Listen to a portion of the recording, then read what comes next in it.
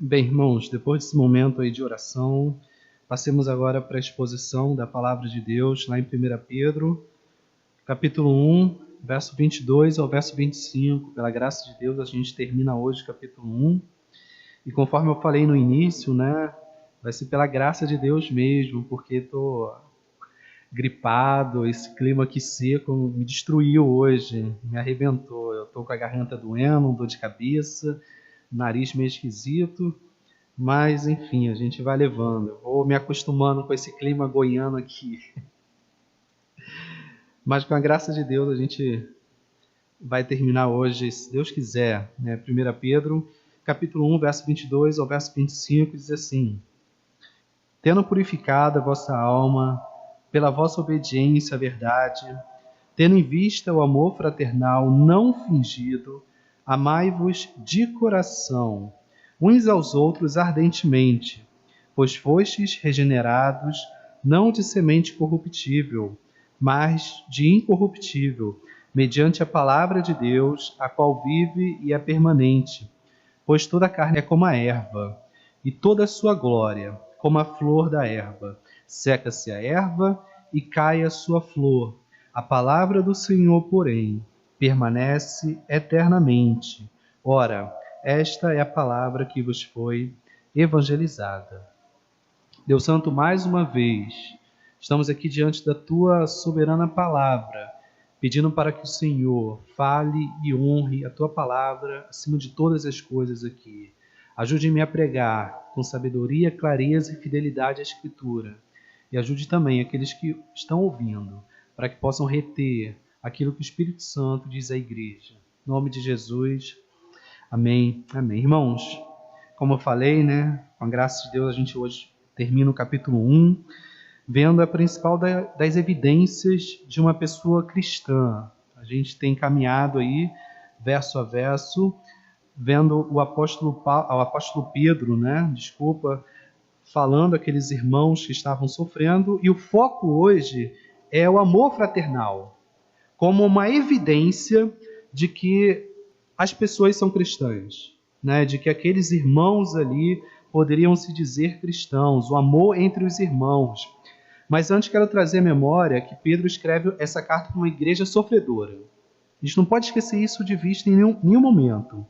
Uma igreja que sentia na pele a dor da perseguição, e é por isso, irmãos, que do verso 1 ao verso 12, só fazendo uma rápida recapitulação aqui, Pedro traz uma esperança àqueles irmãos de que o Deus Trindade, ou seja, Pai, Filho e Espírito Santo, não apenas garantiram a salvação deles, como também estavam com eles naqueles momentos de dor, de sofrimento, de perseguição. E do verso 13 até o final, ou seja, até o verso 25, Pedro lembra também para aqueles irmãos que sabem que são salvos, qual é a maior evidência da salvação. E entre outras coisas, Pedro vai falar ali no verso 15 a 16 que é uma vida de santidade, verso 21, uma vida de esperança, e finalmente uma vida de amor, que é o que nós veremos hoje nos versos 22 ao verso 25. E essa parte prática era muito importante, né, para que nenhum cristão ficasse relaxado com a sua salvação e pensasse assim: já estou salvo, já fui liberto, já estou livre, então eu vou viver de qualquer jeito. E isso é uma forma equivocada de pensar. E para evitar isso, Pedro traz logo as evidências do verdadeiro cristão, do verdadeiro salvo. E isso, irmãos, deve ser entendido por nós hoje com muita clareza. Com muita clareza, porque nós não obedecemos a Deus para sermos salvos, como algumas pessoas falam por aí que nós devemos fazer isso, aquilo, obedecer a Deus. Pelo contrário, nós obedecemos a Deus porque fomos salvos. Entenda, essa diferença é tênue, mas profundamente importante. Nós não obedecemos a Deus, nos santificamos e vivemos uma vida reta para sermos salvos, mas fazemos essas coisas porque fomos salvos. Porque aquele que sabe que deve obedecer para garantir a sua salvação está confiando em suas obras, em suas forças, mas, todavia, aquele que sabe que deve obedecer porque foi salvo, obedece a Deus, não para garantir algo ou obter de Deus alguma coisa, ou uma bênção, mas apenas para chegar para Deus, precioso Deus, e dizer: Senhor, eu te amo. Conforme a pregação que eu fiz aqui certa vez de Jó, a nossa obediência não é para obtermos alguma bênção ou alguma dádiva de Deus, senão nós seríamos loucos para dizer que existiria uma bênção maior do que a própria cruz de Cristo, do que a nossa própria salvação. Então a sua obediência, sua vida de oração, você vir às quartas-feiras, não é para você garantir a sua salvação. Você vir aos domingos, você orar em casa, você ler a Bíblia, não é para que você se garanta salvo. É porque você foi salvo. Em outras palavras, apenas o salvo vai evidenciar essas características de disciplina espiritual. E o foco hoje à noite é justamente o amor entre os cristãos, como veremos daqui a pouco. E uma segunda aplicação e contextualização, irmãos, para os nossos tempos, antes de entrarmos nos versos aí especificamente, é refletirmos a respeito do sofrimento, sobretudo a perseguição mesmo, que aqueles irmãos estavam sofrendo. Porque isso acontece hoje, com muita mais frequência do que a gente imagina. E sabemos que a mídia não tem muito interesse em falar isso. Mas basta você acessar lá o YouTube, colocar lá cristãos sendo perseguidos, cristãos sendo decapitados, cristãos sendo torturados, que você já vai encontrar lá com muita facilidade. Cristãos sendo crucificados, queimados, mortos, levando pauladas, e você às vezes vai ver e não vai nem conseguir assistir até o final. Mas isso acontece demais hoje, e a mídia esconde, porque não é de interesse dela. E uma vez, eu estava participando de um retiro, onde foram mostradas várias cenas dessas, cenas fortíssimas. E muitos cristãos que estavam nesse retiro comigo começaram a fechar os olhos, começaram a quase pedir para que o palestrante, quem estava lá na frente, não mostrasse mais essas imagens, porque eram imagens muito pesadas, não aguentavam ver os nossos irmãos sofrendo pela causa de Cristo, porque não negaram o Evangelho. E tinham cenas ali de pessoas em treinamento de decapitação. Os muçulmanos pegavam cristãos e gravavam e começavam a ensinar como é que se decapita um cristão. Aí começava a cortar, devagarzinho. E mostrava a imagem, não é aquela imagem borrada, não, como às vezes mostra, como uma vez mostrou na Rede Globo, né? Não, a imagem completamente nua e crua ali, e mostrando um cristão sendo decapitado. Uma outra cena bem famosa no YouTube que foi mostrada ali, era de cristãos sendo colocados numa jaula, não sei se os irmãos já viram também, e sendo lançados lentamente numa piscina. Ali tinha até criança. Cristãos dentro de uma jaula, e aí tinha uma corda lá em cima, ou algo de aço, que abaixava lentamente, algo perverso mesmo, ia abaixando, e os cristãos iam sendo afogados. Depois de alguns minutos levantava aquela arca, aquela jaula, e mostrava os cristãos mortos ali, sufocados, né? E isso eles faziam, os muçulmanos fazem hoje, né? Com muito prazer. É muito comum, irmãos, a gente saber, né? A gente tem que saber que é muito comum que nesse momento tem cristãos que estão em situações de extrema dor, escondidos em lataria, em locais onde há extremo calor, tentando fugir da perseguição. Então, assim, é muito comum hoje. Estou falando aqui da carta de Pedro, das perseguições. Às vezes a gente acha que é algo bem distante de nós, mas eu estou trazendo que é uma realidade muito presente, não no Brasil ainda, e provavelmente não, porque ainda nós não somos uma cultura muçulmana, mas naqueles países lá, o Oriente Médio, isso acontece frequentemente, né?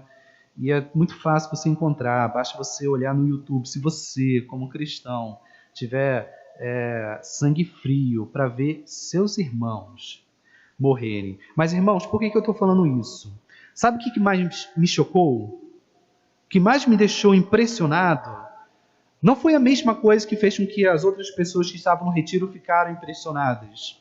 O que mais me chocou foi eu ver aqueles meus irmãos, sejam os que estavam sendo decapitados, que estavam sendo queimados vivos, os que estavam sofrendo pauladas, ou mesmo esses que foram afundados ali, você não via nenhum desespero neles. Você não via nenhum reclamando. Você não via nenhum chorando.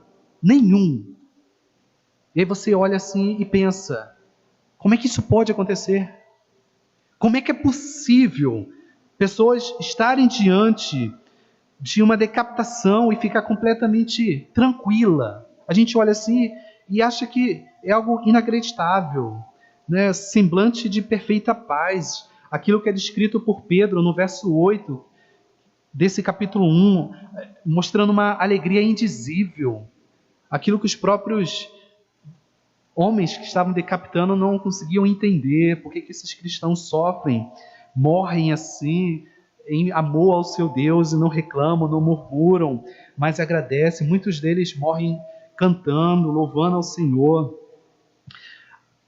E diante desse sofrimento, eu penso que esses nossos irmãos, com rostos serenos, gloriosos, nesse momento de terrível morte, não mostraram e não mostram desespero algum, porque assim como Estevão, você vai lembrar lá o relato de Atos, que foi apedrejado, eles estão, creio eu, vendo os céus abertos e sentindo essa alegria indizível, algo que só o cristão, que é verdadeiro cristão de fato, sente. E a cena mais conhecida e marcante de todas, que creio inclusive ter passado no Jornal Nacional, se eu não me engano, é a cena daqueles cristãos vestidos de roupa laranja, não sei se os irmãos vão se lembrar, sendo levados para a beira da praia, para serem decapitados. E o sangue deles se misturarem com a água do mar, o que de fato aconteceu. Foram decapitados e os muçulmanos mostraram a cena e mostraram depois a água do mar vindo e voltando vermelha com sangue dos cristãos. O que pouca gente sabe e o que pouco foi relatado a respeito dessa cena é que um daqueles não era cristão. Um daqueles homens que morreu decapitado não era cristão. Era uma espécie de muçulmano afastado, que não cria mais na religião islã, mas também não era cristão. Estava ali entre os cristãos capturados, era amigo dos outros cristãos que foram pegos, né, e não negaram a fé em Cristo Jesus. E ele foi capturado junto. Quando chegou a vez dele dizer, se negava a Cristo, ele que não era cristão, e vendo que seus amigos estavam dando a vida por amor a Cristo, por um Jesus, crendo numa salvação, mostrando uma alegria indizível, que nenhum homem conseguia compreender, ele disse assim, se eles não negam a Jesus e acreditam nessa salvação, então eu também não nego. Eu creio em Jesus, eu creio nele como meu Salvador. E ele viu essa glória indizível naqueles cristãos e fez-se cumprir, irmãos, aquilo que certa vez foi dito acerca dos cristãos perseguidos, que é o seguinte: o sangue dos mártires é a semente dos cristãos. Onde um cristão é morto, Deus reivindica o lugar para que ali brote outros cristãos. E naquele momento, quando esse homem que estava ali junto, que não era cristão, viu que o sangue de outros homens, mártires cristãos, seria derramado, brotou mais um cristão ali. E um homem se entregou. E naquela cena, um não era cristão, se tornou cristão, por ver a alegria indizível no rosto de outros cristãos, que naquele momento de profunda dor e sofrimento, não murmuraram nem um momento, mas se entregaram ao Senhor.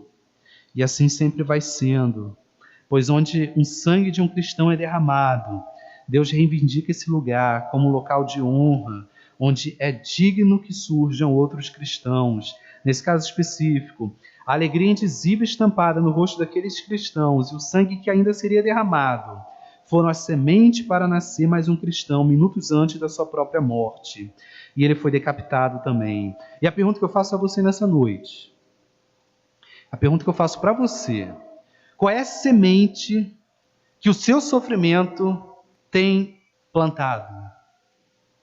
Será que na hora da sua maior dor, você surpreende os incrédulos que essa esperança e essa alegria indizível e cheia de glória é a sua motivação para viver? Ou você se desespera?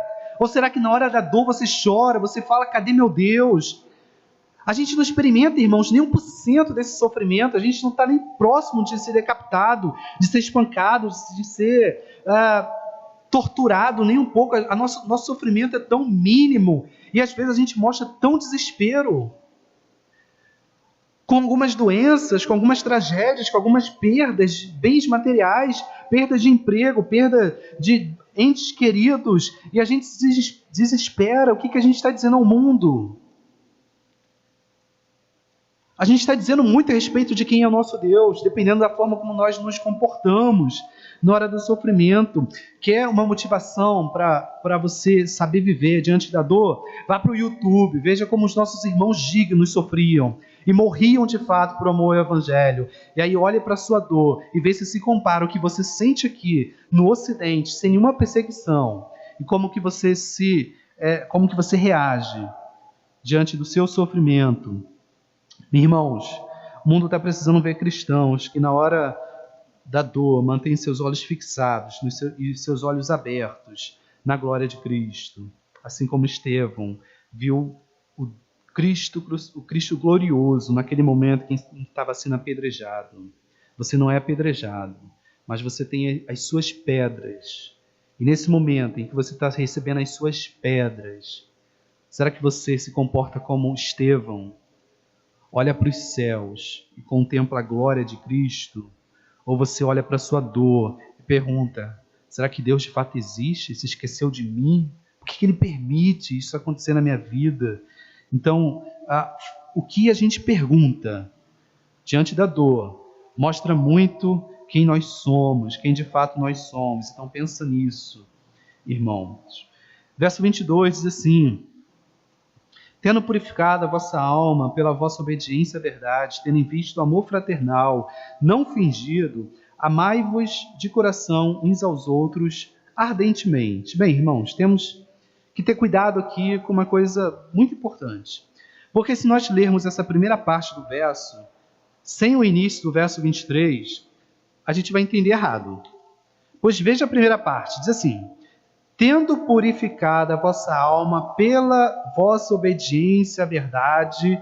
Quem lê apenas essa primeira parte vai dizer assim, está vendo aí? A salvação, a purificação da alma vem depois da obediência. Eu tenho que obedecer a Deus. Então o que você falou no início não é nem um pouco verdade. Eu tenho que obedecer a Deus, tenho que ler a Escritura, tenho que me purificar, me santificar para que eu seja purificado, para que eu seja salvo. Então primeiro devo obedecer para depois ser salvo e ter a alma purificada, como diz aqui o apóstolo Pedro. Mas veja o seguinte, irmão. No verso 3, Pedro fala que primeiro nós fomos regenerados. E agora no verso 23, ele introduz esse mesmo verso com uma palavra explicando, que é essa palavra pois, ou essa palavra porque. Veja isso, ó. E depois ele conclui: pois fostes regenerados. Então veja, assim o argumento de Pedro: porque vocês foram regenerados, tiveram a alma purificada, sendo isso evidenciado através da obediência de vocês. Então, na ordem, para o apóstolo Pedro, primeiro a regeneração, e porque vocês foram regenerados, que é o fato de Deus tirar o coração de pedra, o coração que fazia com que você odiava a Deus, e colocar em vocês um coração de carne que ama a Deus, que agora vocês conseguem obedecer a Deus, e assim, na obediência, ter uma vida purificada. Com isso em mente, irmãos, Pedro prossegue: tendo em vista o amor fraternal, não fingido, amai-vos de coração uns aos outros ardentemente. Então, Pedro fala, vocês foram regenerados, foram salvos, depois disso vocês foram capazes de obedecer ao Senhor, se santificar, ler a Bíblia, orar, porque vocês, se não fossem cristãos, não fariam isso em hipótese alguma. Ninguém pode dizer que amava fazer isso antes de ser cristão. Não, isso é após a regeneração, após Deus transformar o coração de vocês, vocês caminharem na obediência, em purificação, agora vocês evidenciam que de fato foram salvos, mostrando amor fraternal não fingido. De coração, ardentemente. Pedro chama atenção para o fato de poder existir na igreja amor fingido, amor falso, portanto, um não amor. Como eu falei no sermão de domingo a respeito do desejo de Jonas de congregar, de estar no templo, em comunhão com os irmãos, o ponto é que a marca principal de um cristão é o amor fraternal, o amor em comunhão, o desejo de estar sempre em comunhão com os irmãos, é o reconhecimento de que somos de fato uma família, sem fingimento, sem mostrar que ama aqui e depois por trás fala mal do irmão, aqui dá um abraço, aqui fala que ama, depois quando entra no carro fala, mas aquele irmão é assim, aquele irmão é tão macaco velho, já era para ser tão maduro, já era para ser assim. A gente começa a mostrar um amor fingido, um amor falso, e é isso que Pedro quer combater, algo que existia naqueles cristãos, e é muito comum existir hoje. Por isso Pedro fala que não pode ser um amor fingido, mas de coração. E ainda diz mais, ardentemente. Não é, irmãos, uma comunhão de, eu suporto aquele irmão, olha só como é que ele é, eu ainda tento, suportar a forma como ele vive, não. Porque tem gente na igreja que diz que suporta o irmão por misericórdia, e não é isso que Pedro quer aqui.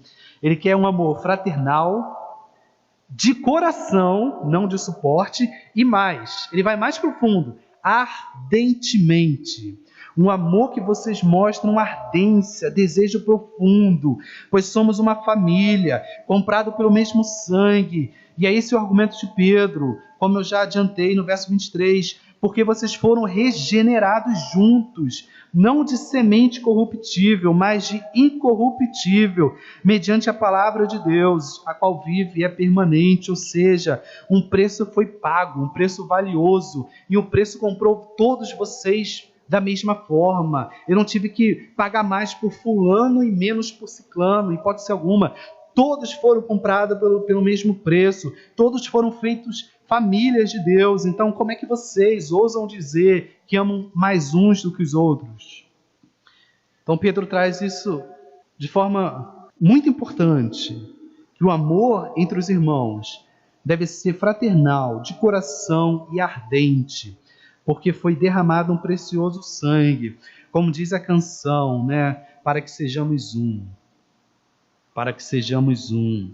Veja o que diz o nosso Senhor Jesus Cristo na sua famosa oração sacerdotal em João capítulo 17, verso 21, verso 23. A fim de que todos sejam um, e como és tu, ó Pai, em mim e eu em ti, também sejam eles em nós, para que o mundo creia que tu me enviaste. Eu lhes tenho transmitido a glória que me tens dado, para que sejam um, como nós o somos, eu neles e tu em mim, a fim de que sejam aperfeiçoados na unidade, para que o mundo conheça que tu me enviaste e os amaste, como também amaste a mim. Ou seja, de forma muito clara, para Jesus, irmãos, a forma de o mundo crer que Jesus veio como Filho de Deus é ver na união entre os irmãos. Para que o mundo veja que o Senhor me enviou, eu oro para que sejam um. Eu oro para que a igreja de Cristo, a igreja que o Senhor comprou, seja uma, seja unida, tenha um amor fraternal, não fingido, é vendo o amor de coração, ardentemente, da igreja de Cristo Jesus, que o mundo vai olhar e vai crer. Cristo veio. Jesus veio. E a pergunta que fica aqui agora no ar é: será que através da comunhão da nossa igreja de Coimbra, o mundo tem visto Cristo e tem crido que o Pai o enviou?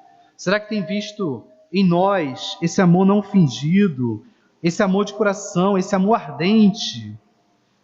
Pois se a igreja perde a sua principal característica, que é o amor fraternal, ela deixou de ser igreja. e pode fechar as portas.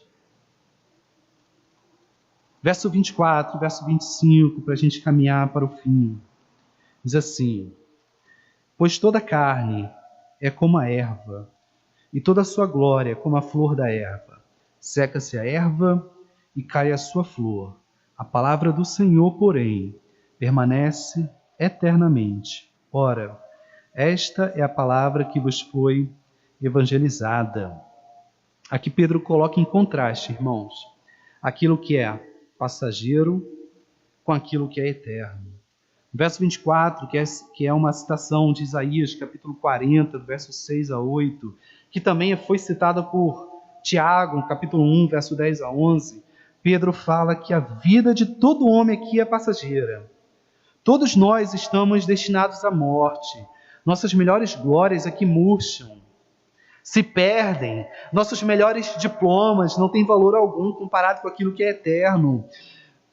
Por isso Pedro compara o homem com toda a sua pompa, com toda a sua glória e conquista, com uma erva que logo seca e cai como uma flor e morre, desaparece rapidamente. Ninguém mais se lembra, mas a palavra que foi evangelizada, àqueles cristãos a quem Pedro escreve, e a nós também, ela é eterna. É a palavra do próprio Deus, que tem suas promessas para cada cristão, garantidas, pois não seca e perece como homem, mas garante que todo o homem que crê em Deus, depois de morto, tem a vida eterna.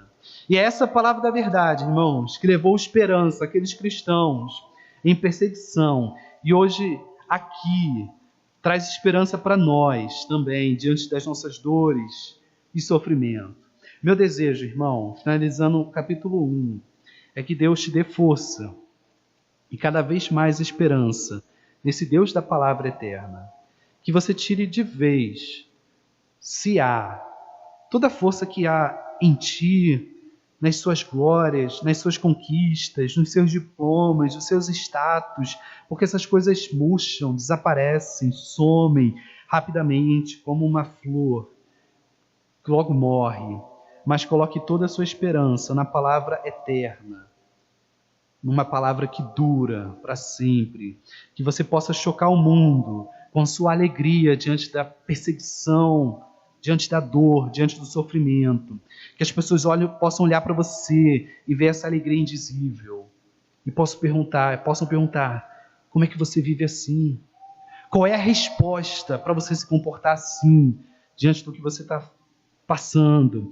Que no sofrimento, sua vida seja marcada por uma vida de entrega, obediência, santificação e, finalmente, que o amor fraternal entre nós seja o meio pelo qual o mundo creia que o Pai enviou Cristo para ser o Salvador de todo aquele que nele crê. Queremos pregar o Evangelho? Comecemos dentro da nossa própria casa, mostrando o amor fraternal entre nós, para que o mundo creia que o Pai enviou Cristo. Assim, o mundo vai ver Cristo em nós, nós em Cristo. Cristo, a esperança da glória, da nossa glorificação. Amém, amém. Oremos a Deus. Muito obrigado, Senhor, pela Tua graça e pela Tua bondade e pela Tua eterna misericórdia sobre as nossas vidas. Obrigado pelo capítulo 1 de Pedro, que nós lemos aqui e aprendemos bastante, Deus, como sermos cristãos. Que possamos ser exemplos, Senhor. Possamos mostrar esse mundo, Pai, que diante da dor a gente contempla a Tua glória.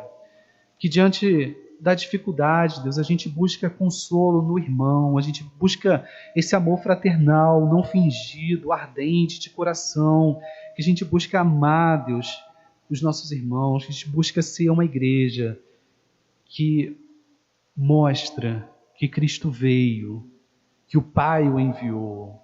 Obrigado pelos meus irmãos que estão aqui, Deus, para aqueles que têm acompanhado essa exposição de Pedro.